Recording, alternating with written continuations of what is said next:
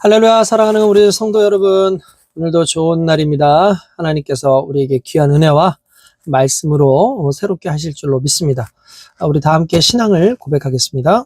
전능하사 천지를 창조하신 하나님 아버지를 내가 믿사오며 그 독생자 우리 주 예수 그리스도를 믿사오니 이는 성령으로 잉태하사 예언대로 처녀의 몸에서 나시고 나를 위하여 고난을 받으사 십자가에 못 박혀 죽으시고 장사한 지 사흘째에 죽은 자 가운데서 다시 살아나시며 하늘에 오르사 전능하신 하나님 우편에 앉아 계시다가 거기로부터 산자와 죽은 자를 심판하러 오시리라.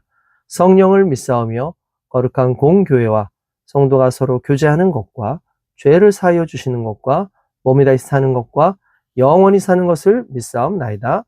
아멘.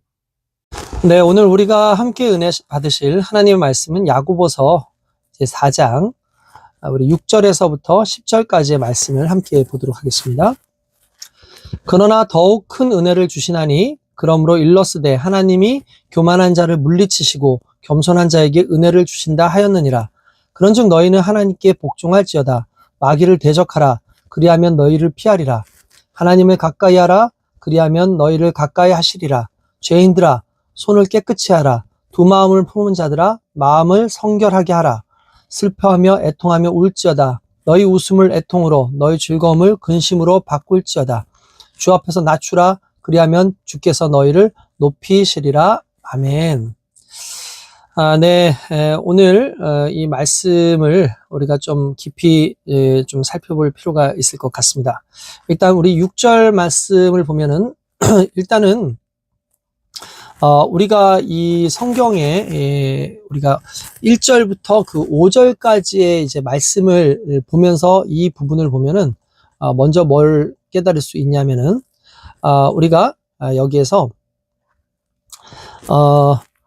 이 1절에서 5절까지는 이제 야고보가 세상의 정욕을 경계하고 세상 정욕을 추구하는 것은 영적 관음과 같은 추악한 범죄다라고 얘기하죠. 그래서 이처럼 성도가 버려야 할 잘못된 자세에 대해서 야고보가 이야기를 하는데 6절부터 오늘 읽지는 않았지만 12절에서는 반대로 하나님을 향한 성도의 합당한 자세에 대해서 권면합니다. 그 가운데서 6절에서 10절은 성도는 겸손하고 회개하는 자세로 하나님을 가까이 해야 한다라는 것을 권면하고 있다라는 것을 먼저 알고 시작하면 좋을 것 같습니다. 그래서 하나님은 겸손하여 하나님을 경외할 줄 아는 자에게 은혜를 베푸신다라는 어떤 그러한 내용이 실은 오늘 처음부터 이제 시작되어지는 이야기라고 할 수 있죠.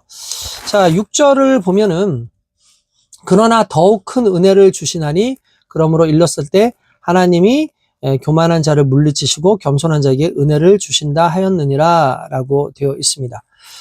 더욱 큰 은혜가 무엇이겠습니까? 바로 그리스도 예수로 말미암아 구원받은 하나님의 백성으로서의 은혜라고 우리가 알 수가 있죠.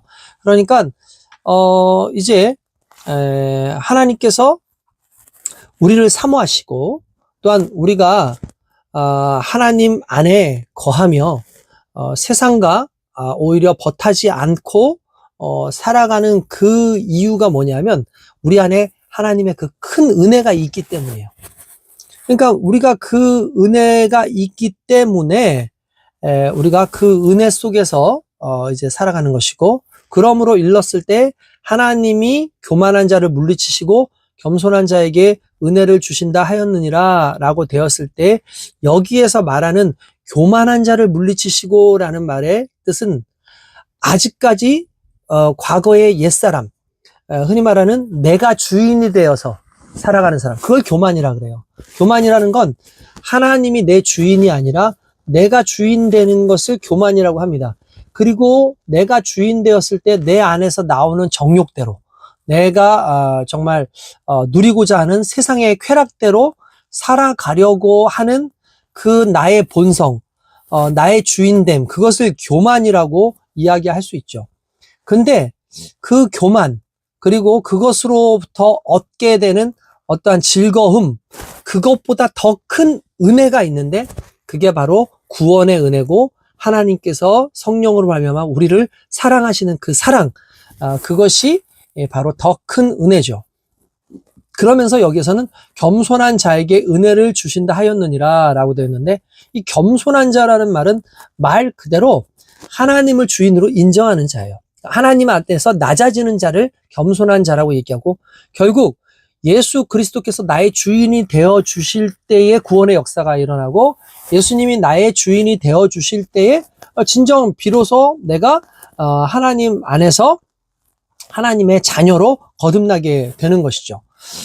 그러므로 무엇보다 우리가 겸손해져야 됩니다. 그러니까 이런 거죠. 너희가 세상 가운데 두 마음을 품었어. 너희가 세상을 겸하여 섬기고 그들을 벗으로, 세상을 벗으로 그렇게 여기고 살아간다고? 근데 그 마음 가운데 세상을 벗으로 여기고자 하는 너의 정욕의 주인됨을 철저하게 버리고 오직 하나님을 따르고 하나님 앞에서 겸손해져서 그 유혹으로부터 벗어나 하나님을 따르는 것. 이게 겸손이에요. 이 겸손을 가지게 되면 자연스럽게 우리에게 구원은 오죠. 왜냐하면 구원의 주님이 나와 함께 하시기 때문에, 나의 주인이 되어주시기 때문에 그분이 나를 구원으로 인도하시고 생명으로 인도하신다라는 것을 의미한다라고 보시면 됩니다.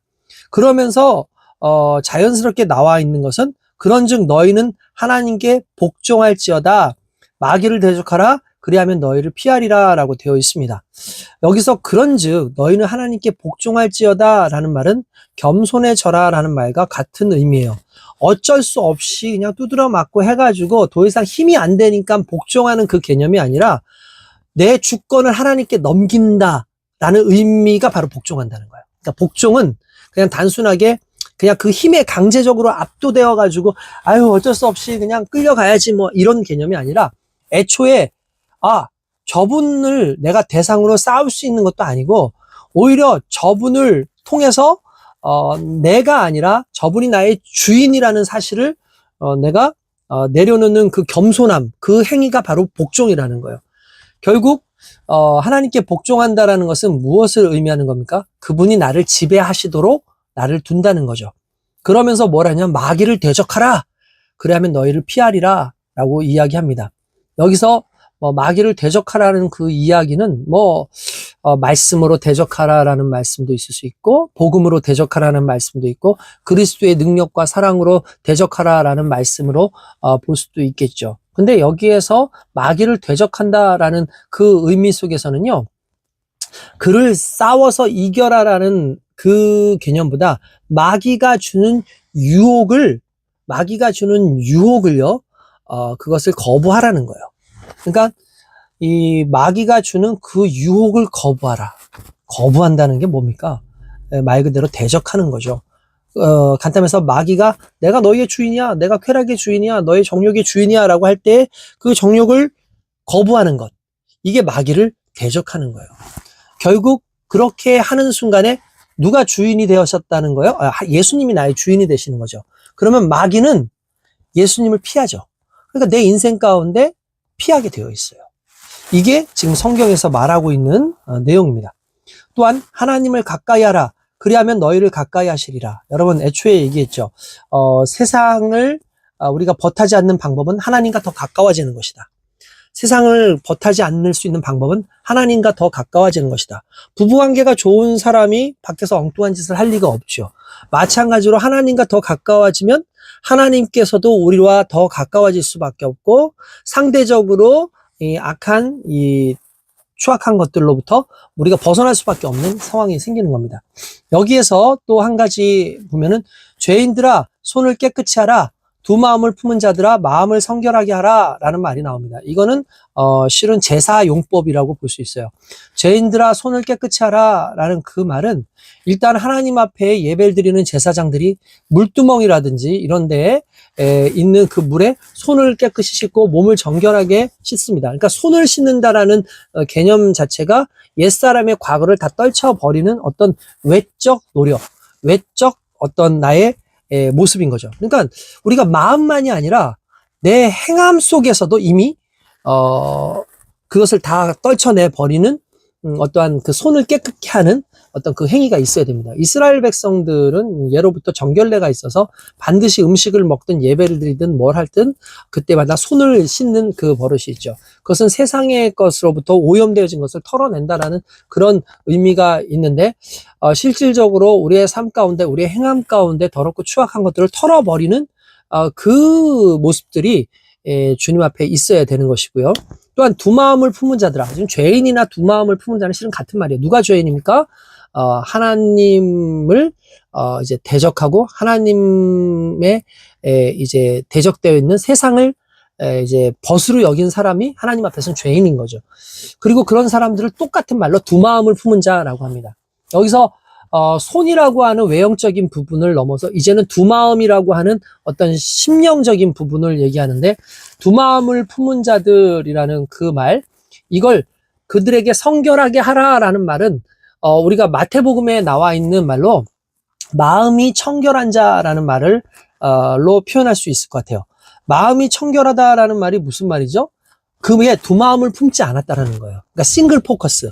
그러니까 한 가지만 바라보고 있다. 한 가지 마음만 가지고 있다라는 겁니다. 성결은 다른 게 아닙니다. 내 안에 두 가지를 두지 않는 게 성결이에요.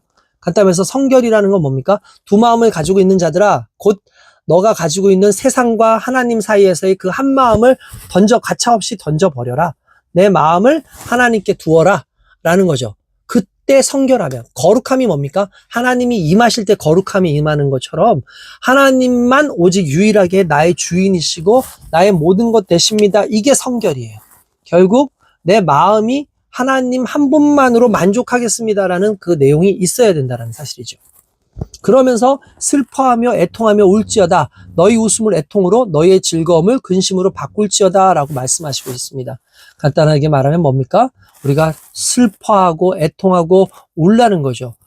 이게 무슨 의미죠? 나에 대한 죄에 대한 문제, 세상에 대한 그런 모든 것들에 대해서 그것이 우리에게 줄 수 있는 쾌락이나 그런 수많은 것들에 대해서 내가 어떻게 망가질 것인지, 내가 어떻게 하나님과의 관계가 끊어질 것인지에 대해서 슬퍼함과 애통함의 마음이 있어야 되는 거예요.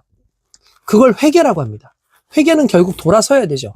돌아서기 위해서 내가 정말 가지고 있던 모든 것들을 끊어내는 그 부분이 있어야 돼요. 심지어 너희의 웃음을 애통으로, 무슨 말입니까?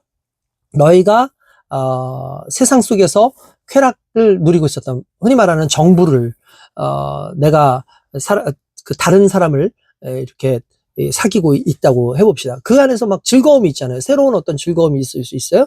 근데 그러한 즐거움을 오히려 애통으로 바꿔야 된다는 거예요. 그러고 있는 자신의 모습에 대해서 애통함으로, 그리고 내가 추구하고 있는 세상의 정욕적인 그런 즐거움을 오히려 무엇으로 여겨야 된다는 거예요? 그것이 나의 근심이 된다라는 것도 생각해야 되지만, 또 한편으로 이건 또 다른 의미로 성령이 근심하시면서 성령을 근심하게 하는 거예요. 그러니까 성령이 근심하시고 우리를 사모하기까지, 질투하시면서 시기하면서까지 질투하시는 그 모습을 기억해야 된다는 거죠. 그래서 내가 그렇게 사는 것이 주님을 근심하게 하는 것이구나. 그러면서 오히려 그 근심에 대해서 포커스를 맞추는 것. 이것이 일단 즐거움을 근심으로 바꾸는 우리의 모습이라고 볼 수 있죠. 그러면서 총체적으로 말하는 게 뭡니까? 주 앞에서 낮추라. 그리하면 주께서 너희를 높이시리라. 할렐루야. 그렇습니다. 주님 앞에서 낮추는 건 뭡니까? 예배자가 되라는 거죠. 예배자가 되라는 건 뭡니까? 내 삶 가운데 모든 우상들을 다 제거해내라는 거예요. 정욕의 우상들, 내 삶에 있는 모든 우상들 벗어내고 오직 하나님 한 분께만 집중하라는 것을 의미하고 있다라는 것을 저와 오늘 여러분들이 깨닫는 삶을 살기를 원합니다. 결국 여러분, 우리는 하나님 앞에서 겸손해야 됩니다. 우리가 세상의 정욕을 자꾸 따르는 이유는 겸손하지 않아서 그래요. 여전히 내가 주인이 되었기 때문에 그래요. 진정한 겸손은 하나님이 나의 왕 되시고 나의 주인 되십니다. 그것을 바라보면서 지금까지 우리가 정말 온전치 못했던 모습들을 손을 깨끗이 하고 두 마음을 성결케 하는 것처럼 그렇게 살아가고 주님 앞에 우리의 삶을 낮추면 우리를 주님이 높여주시죠. 이유는 간단합니다. 내 안에 주님이 계시고 주님 안에 내가 있기 때문에, 주님은 높으신 분이기 때문에 자연스럽게 우리도 승기, 흔히 말하는 존귀하게 하나님 앞에서 높아지는 존재가 되기 때문에 그렇습니다. 우리는 많은 것을 소유함으로 높아지는 것이 아니라 하나님 한 분만 우리가 섬김으로 그것만으로 세상에 그 무엇보다도 높아질 수 있다는 사실을 우리가 깨닫기를 주님의 이름으로 축원드립니다. 거룩하신 하나님 감사합니다. 주님 앞에서 철저하게 낮아지고 또한 주님 앞에서 순복하며 주님 앞에서 겸손하게 살아감으로 말미암아 나의 정욕을 철저하게 내어 던지고 하나님의 주되심을, 성령이 나를 이끄심을 주님 믿고 달려가는 정말 그 큰 은혜를 정말 사모하는 우리의 인생이 되게 하여 주시옵소서. 감사하고 예수님의 이름으로 기도드리옵나이다. 아멘. 할렐루야. 평안하세요.